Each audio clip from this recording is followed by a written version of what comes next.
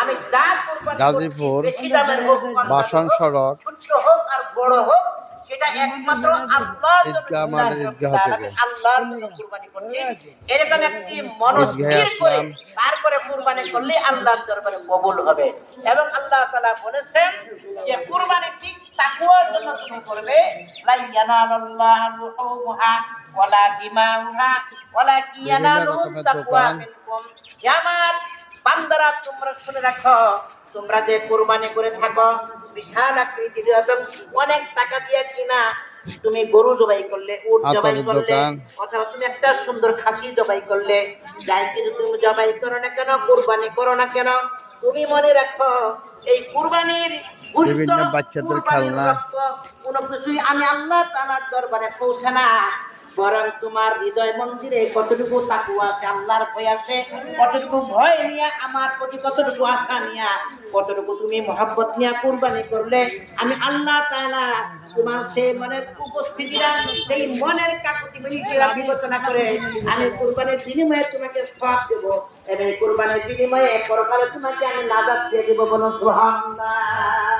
আল্লাহ বলেছেন তুমি মোটা তাজা দেখে তোমার সামর্থ্যের ভিতরে মোটা তাজা দেখে তুমি কুরবানি করো, তুমি কি করো ভালো দেখতে কুরবানি করবে তোমার সামর্থ্যের ভিত্তিতে।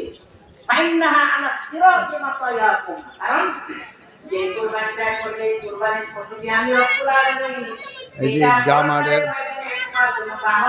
জামাতের জন্য প্রস্তুতি হচ্ছে, নামাজের বয়ান চলছে। আসসালামু আলাইকুম।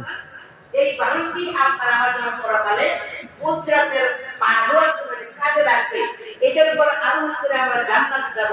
কাজে সেই বাণীটি সেরকম হওয়া দরকার, সুন্দর হওয়া দরকার, সর্বদিক থেকে এটা ভালো আপনার ত্রুটিমুক্ত হওয়া, এটা সুন্দর হওয়া, আপনার বড় না হোক কিন্তু দেখতে শুনতে যেন এটা ভালো হয়।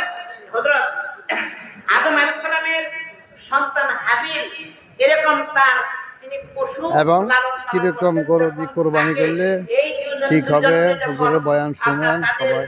কোন বিয়ে করার ব্যাপারে যখন লটারি হয়েছিল, এই লটারির সময় অর্থাৎ আকলিমা এবং লিউজা এই দুইজন তাদের বোন এবং হামিলার কাজের মধ্যে আকলিমা এবং লিউজাকে নিয়ে চলল।